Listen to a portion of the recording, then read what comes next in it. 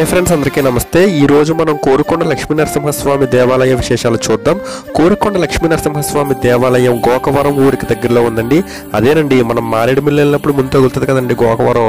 ఈ కోరుకొండ గోకవరం అంటే మనకు తెలియదు, కానీ రంపచోడవరం మారేడుమిల్లి అంటే మనందరికీ తెలుస్తుంది కదండి. అంటే ఏదో ఒక సందర్భంలో మనం ఫ్రెండ్స్తోనో ఫ్యామిలీస్తోనో సరదాగా రంపచోడవరం మారేడుమిల్లి వెళ్ళే ఉంటాం కదండి. కోరిన కోరికలు తీర్చే కొండగా ఈ కోరుకొండ లక్ష్మీనరసింహస్వామి దేవాలయం ప్రసిద్ధండి. చూస్తున్నారు కదా ఫ్రెండ్స్, కోరుకొండ లక్ష్మీనరసింహస్వామి గుడి మెట్లు ఇంకా ఎక్కాల్సినవి చాలా ఉన్నాయి, చూద్దాం పదండి.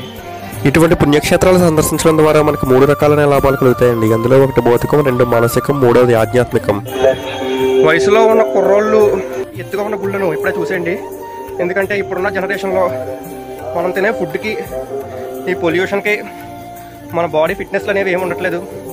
కాబట్టి ఇలాంటి మంచి మంచి టెంపుల్స్, ఇలాంటి ఎత్తుగా ఉన్న టెంపుల్స్ అన్నీ కూడా ఇలాగే కొంచెం వయసులో ఉన్నప్పుడు ఏదో కింద మీద పడుతూ వెళ్ళి చూడడానికి ప్రయత్నించండి.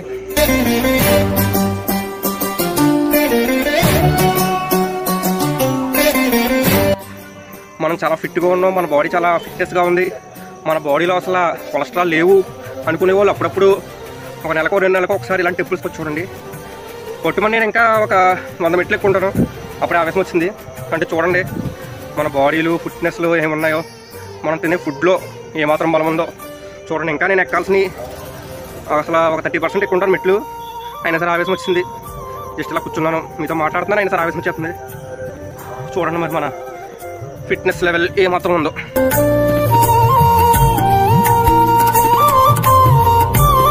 ఆల్మోస్ట్ ఒక 50% ఎక్కువ ఉంటాను ఫ్రెండ్స్. ఇంకా ఒక 50% మెట్లు ఉన్నాయి.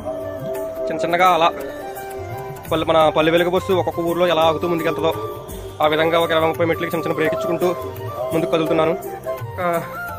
సగానికి పైగా ఎక్కేసాను. ఎక్కిన తర్వాత నాకు ఈ గోడ మీద పేర్లు అయితే కనిపించాయి. ఈ పిచ్చి పిచ్చి రాతలు, ఇలా మన పవిత్ర క్షేత్రాలలో మనం పవిత్రంగా ఉంచుకునే స్థలాల్లో ఇలాంటి లవ్ సింబల్స్, పిచ్చి పిచ్చి రాతలు, పిచ్చి పిచ్చి గీతలు పెడితే ఆ రాసి వాళ్ళకి ఆనందంగా ఉంటుందేమో, కానీ చూసే వాళ్ళకి, యాత్రికులకి మాత్రం చాలా చిరాకుగా ఉంటుంది. అంటే ఇక్కడికి ఒక భక్తి భావంతో, ఒక భగవన్నామస్మరణతో ఎక్కుతారు. ఎక్కిన తర్వాత అయితే మన దృష్టి అంతా దేవుడి మీద, మన భక్తి మీద ఉండాలి తప్ప ఇలాగా కనబడిన గోడల మీద పిచ్చి పిచ్చి గీతలు, పిచ్చి పిచ్చి రాతలు, లవ్ సింబల్స్, ఫోన్ నెంబర్లు ఇలాగన్నీ చేసుకుంటే అంటే చూసే వాళ్ళకి చిరాగ్గా ఉంటుంది అనమాట. అంటే ఒక పవిత్రత ఉన్న ప్లేస్లో, ఒక డివోషనల్ ప్లేస్లో ఇలాంటివి మాత్రం చేయకండి. మీకైనా మీలో పెద్ద ఆర్టిస్ట్ ఉంటే చిన్న చిన్న దేవుడి కొటేషన్స్, దేవుడి బొమ్మలు ఇలాంటివైనా చిత్రలేఖనం లాంటివి చేయండి. అంతేకాని ఏదో మీ సరదా కోసం, చిన్న చిన్న వాటి కోసం ఏదో ఇక్కడ ఉన్న చూసారు పేర్లు, Bhuvanasri, Angel, Dinesh loves, lucky, అన్ని కాలేజ్ గోడలకి ఇంకా దేవస్థానం గోడలకి ఇంకా ఏంటి తేడా ఏముంది. దయచేసి ఇటువంటివి మాత్రం, ఇలాంటి పవిత్ర క్షేత్రాలు మాత్రం చేయకండి. ఇలా పార్కుల్లోని, బస్సుల్లోని, రైల్వే స్టేషన్లోని, ఇంకా రైల్వే స్టేషన్ బాత్రూంలోని కూడా చేస్తున్నారు. కానీ ఒక్క టెంపుల్స్ మాత్రం జాగ్రత్తగా ఉంచండి. వాటి యొక్క న్యాచురల్ బ్యూటీని మాత్రం చెడగొట్టకండి. చాలా చక్కగా స్టోన్స్తో శ్రీరామ అని రాశారు. నేను చెప్పిన 3 లాభాలలో మొదటిది భౌతికం. అంటే ఇటువంటి ఎత్తైన కొండలు ఎక్కినప్పుడు మనం ఎంతో కొంత ఫిజికల్గా, ఫిట్నెస్గా, ఆరోగ్యంగా ఉండడానికి అవకాశం ఉంటుందండి. రెండోది మానసికం. ఇటువంటి దేవాలయాలను దర్శించినప్పుడు మనతో పాటు మన కష్టాలను వినడానికి మనకి తోడుగా దేవుడు ఉన్నాడు అనే మానసిక ధైర్యం మనలో డెవలప్ అవుతుంది. ఇంకా చివరిది ఆధ్యాత్మికం. ఈ ఆధ్యాత్మికం అంటే ఏంటంటే మనం వేరు, దేవుడు వేరు కాదు, మనం దేవుడు ఒకటే. ఈ సృష్టిలో ప్రతి ప్రాణిలోనూ, ప్రతి జీవిలోనూ పరమాత్మను చూడడమే నిజమైన ఆధ్యాత్మికం. ఈ ఆధ్యాత్మిక జ్ఞానం మనలో జ్ఞానజ్యోతిని వెలిగిస్తుంది. మన దృష్టి ప్రతి సృష్టిలోనూ ప్రతి ప్రాణిని సమానంగా చూడమని చెప్తుంది.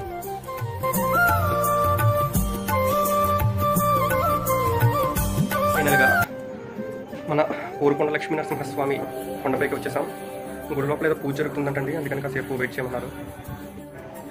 పూజ అయిన తర్వాత మనల్ని దర్శనానికి అలౌ చేస్తారు. అప్పుడు లోపలికి దర్శనం చేసుకుందాం. ఇక్కడ చూస్తున్నారు కదా, ఈ కొండ మీద చాలా చక్కటి శిల్పాలు ఎంత చక్కగా చెక్కారో. నిజంగా ఎంత టెక్నాలజీ అభివృద్ధి చెందిన ఈ రోజుల్లో కూడా ఎన్నో మిషనరీలని ఉపయోగించి ఎంత న్యాచురల్గా, ఎంత అద్భుతంగా శిల్పాలను చెక్కలేకపోతున్నారు.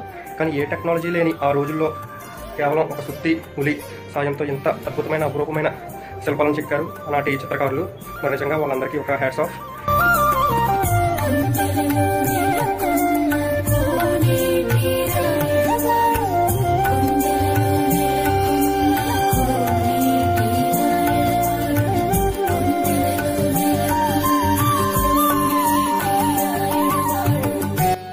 మనం బయట ఎంత పెద్ద హోటల్లో భోంచేసినా ఇలా దేవాలయాలలో పెట్టే అన్నప్రసాదంలో వచ్చే రుచి ఇంకా దేంట్లోనే రాదంటే నమ్మండి.